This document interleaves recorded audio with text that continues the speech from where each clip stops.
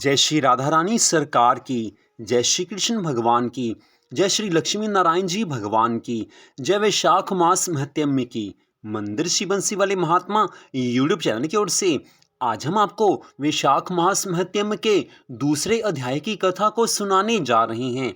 जैसा कि आप सभी जानते हैं कि वैशाख मास भगवान को अति प्रिय है। इस वैशाख मास में भगवान की भक्ति करने से भगवान की अत्यधिक कृपा को प्राप्त किया जा सकता है।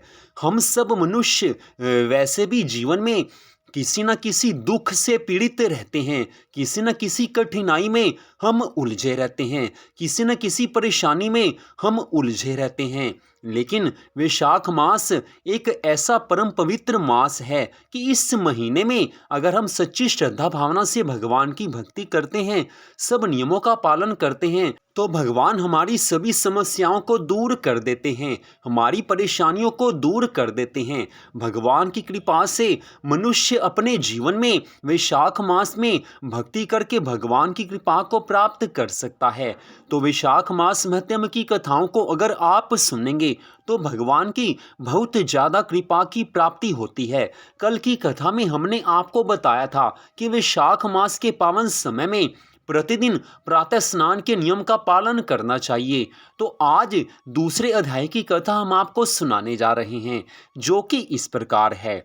देवऋषि नारद जी आगे की कथा का वर्णन करते हुए कहने लगे हैं कि हे राजन, वैशाख मास के समान कोई मास नहीं है, सतयुग के समान कोई युग नहीं है, वेद के समान कोई शास्त्र नहीं है और गंगा जी के समान कोई तीर्थ नहीं है, जल के समान दान नहीं है, खेती के समान धन नहीं है और जीवन से बढ़कर कोई लाभ नहीं है, क्योंकि मनुष्य जीवन प्राप्त करके भगवान की प्राप्ति की जा सकती है। 84 लाख योनियों में सर्वश्रेष्ठ इस मनुष्य योनि को प्राप्त करके जो मनुष्य भगवान के चरणों में अपने मन को लगाते हैं, उन्हीं का जीवन सफल है, उन्हीं का मनुष्य जन्म लेना सफल है। हे राजन, उपवास के समान कोई तप नहीं है, दान से बढ़कर कोई सुख नहीं है, दया के समान कोई धर्म नहीं है और धर्म के समान कोई मित्र नहीं है, सत्य के समान कोई यश नहीं है, आरोग्य के समान उन्नति नहीं है और भगवान विष्णु जी से बढ़कर कोई रक्षक नहीं है और वैशाख मास के समान संसार में कोई पवित्र मास नहीं है, ऐसा विद्वान पुरुषों का मत है। वैशाख श्रेष्ठ मास है और शेषशायी श्री हरि विष्णु भगवान जी को सदा ही प्रिय है। सब दानों से जो पुण्य फल प्राप्त होता है और सब तीर्थों में यात्रा करने से जो पुण्य फल प्राप्त होता है, उसी को मनुष्य वैशाख मास में केवल जल के दान करने मात्र से प्राप्त कर लेता है, जो जल दान में भी असमर्थ है।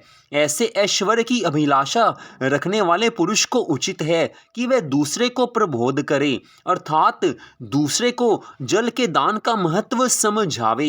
यह सब दानों में बढ़कर हितकारी है। हे राजन, जो मनुष्य वैशाख मास के पावन समय में सड़क पर यात्रियों के लिए प्याऊ लगाता है, वह श्री विष्णु लोक में प्रतिष्ठित होता है। हे राजन, प्रपादान अर्थात पौंसला या प्याऊ देवताओं, पितरों तथा ऋषियों को अत्यंत प्रीति देने वाला है। जिसने प्याऊ लगाकर रास्ते के थके हारे मनुष्यों को संतुष्ट किया है, उसने ब्रह्मा, विष्णु और महेश आदि देवताओं को संतुष्ट कर लिया है। जो मनुष्य प्याऊ लगवाकर सबकी प्यास बुझाता है, उसके ऊपर भगवान सदा कृपा करते रहते हैं। जल के दान से बढ़कर कोई दान नहीं है। जो मनुष्य प्यास से पीड़ित हो रहा हो, अगर उसको थोड़ा सा जल भी मिल जाए तो उसको अत्यंत आनंद का अनुभव होता है। जल ही जीवन है। शास्त्रों में जल को जीवन कहा गया है। बिना जल के प्राणी नहीं रह सकता। इसलिए वैशाख मास में जल का दान अवश्य करना चाहिए और दूसरों को भी इसके महत्व को समझाना चाहिए। हे राजन, वैशाख मास में जल की इच्छा रखने वाले को जल, छाया चाहने वाले को छाता और पंखे की इच्छा रखने वाले को पंखा देना चाहिए। हे राजेंद्र, जो प्यास से पीड़ित महात्मा पुरुष के लिए शीतल जल प्रदान करता है, वह उतने ही मात्र से 10,000 राजसूय यज्ञों का फल प्राप्त कर लेता है। हे राजन, ये शास्त्र की वाणी है और शास्त्र वाणी सदा ही सत्य होती है। इस कारण वैशाख मास में इन धर्मों का पालन करना चाहिए।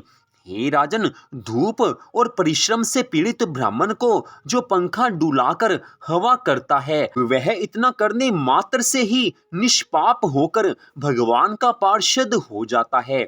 जो मार्ग से थके हुए श्रेष्ठ ब्राह्मण को वस्त्र से भी हवा करता है, वह उतने मात्र से ही मुक्त होकर भगवान विष्णु का सायुज्य प्राप्त कर लेता है। जो शुद्ध चित्त से ताड़ का पंखा देता है, वह सब पापों का नाश करके ब्रह्मलोक को जाता है। जो विष्णु प्रिय भक्त वैशाख मास में चरण पादुका दान करता है, वह यमदूतों का तिरस्कार करके श्री विष्णु लोक में जाता है। जो मार्ग में अनाथों के ठहरने के लिए विश्रामशाला बनवाता है, उसके पुण्य फल का वर्णन नहीं किया जा सकता है। मध्याह्न काल में आए हुए ब्राह्मण अतिथि को यदि कोई भोजन देता है, तो उसके फल की गणना नहीं की जा सकती। उसका फल अनंत गुना होकर प्राप्त होता है। हे राजन, अन्नदान मनुष्यों को तत्काल तृप्त करने वाला है, इसलिए संसार में अन्न के समान कोई दान नहीं है।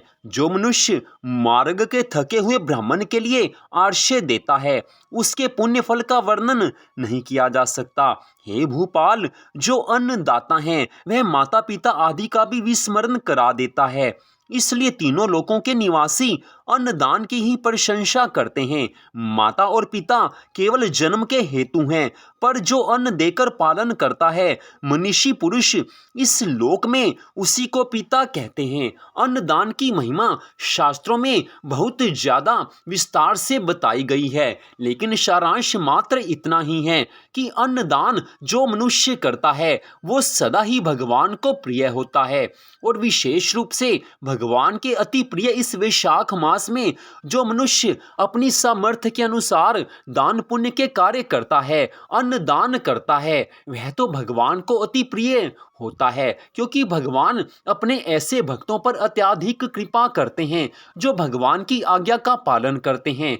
हे राजन, शास्त्र की वाणी भगवान की आज्ञा है, इसलिए जो मनुष्य शास्त्र की वाणी का अर्थात भगवान की आज्ञा का पालन करता है, उस पर श्री हरि विष्णु भगवान जी सदा संतुष्ट होते हैं। और जब भगवान संतुष्ट होते हैं, तो मनुष्य को उससे बढ़कर और कुछ आनंद प्राप्त नहीं हो सकता, क्योंकि भगवान की संतुष्टि होने मात्र से मनुष्य तीनों लोकों की संपत्ति प्राप्त कर सकता है। मनुष्य अगर भगवान की प्रसन्नता के लिए शास्त्र की आज्ञा का पालन करता है, तो उसको इस मनुष्य जीवन में सभी तरह के सुख संपत्ति आनंद की प्राप्ति होती है, और इस मनुष्य जीवन के पश्चात उसको मोक्ष की प्राप्ति भी हो जाती है। और मोक्ष की प्राप्ति होना ही इस मनुष्य जीवन का परम लक्ष्य है। मनुष्य जीवन प्राप्त करके जिसने भगवान के चरणों में मन को लगा दिया है, जिसने वैशाख मास के सब नियमों का पालन किया है,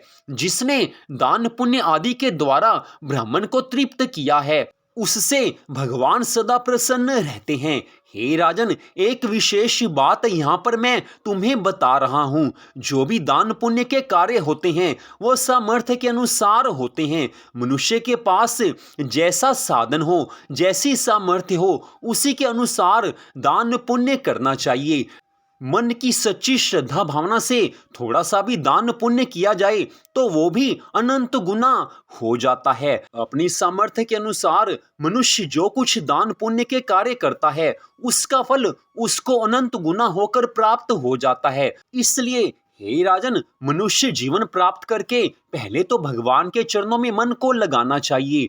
अगली बात, वैशाख मास के पावन समय में भगवान की प्रसन्नता के लिए सब धर्मों का पालन करना चाहिए। भगवान की प्रसन्नता प्राप्त करके इस मनुष्य जीवन में भव सागर से पार हुआ जा सकता है। 84 लाख योनियों में सर्वश्रेष्ठ इस मनुष्य योनि को प्राप्त करके जिसने भगवान के चरणों का आश्रय लिया है, उसे किसी भी तरह का ताप नहीं सताता है। उसकी सभी चिंताएं भगवान अपनी कृपा से दूर कर देते हैं। उसे हर क्षण परम शांति का अनुभव होता है। निष्कर्ष यही है कि मनुष्य जीवन प्राप्त करके जिसने भगवान की भक्ति में अपने मन को लगाया है, उसको परम शांति प्राप्त होती है, उसे सुख संपत्ति आनंद प्राप्त होता है। लेकिन जिस मनुष्य ने 84 लाख योनियों में सर्वश्रेष्ठ इस मनुष्य योनि को प्राप्त करके भगवान की भक्ति नहीं की, भगवान के भजन में अपने मन को नहीं लगाया, उसका मनुष्य जीवन लेना व्यर्थ ही हो जाता है। इसलिए भगवान की भक्ति करके इस भव सागर से पार हो जाना चाहिए। वैशाख मास के सब नियमों का पालन करना चाहिए। तो इस प्रकार वैशाख मास महत्म के दूसरे अध्याय की कथा का यहीं पर विश्राम होता है। आज की इस परम सुंदर कथा को सुनने के लिए आप सबका हार्दिक धन्यवाद। भगवान श्री राधा कृष्ण जी की, भगवान श्री लक्ष्मी नारायण जी की वैशाख मास महत्म की अनंत कृपा सदा आप सब पर, आपके परिवार पर बनी रहे। इसी मंगल कामना के साथ जय श्री राधा रानी सरकार की, जय श्री कृष्ण भगवान की, जय श्री लक्ष्मी नारायण जी भगवान की, जय वैशाख मास महत्म की। जय जय श्री राधे, जय जय श्री राधे, जय जय श्री राधे श्याम।